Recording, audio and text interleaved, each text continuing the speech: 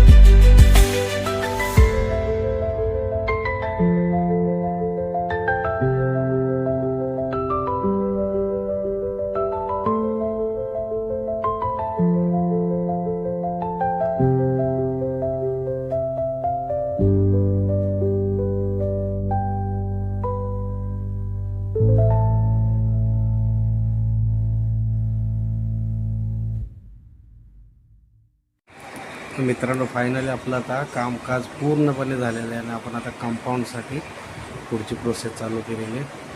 100 फूटपर्यंत compound आपल्याला ठेवायचं आहे आणि आता आपले पप्पा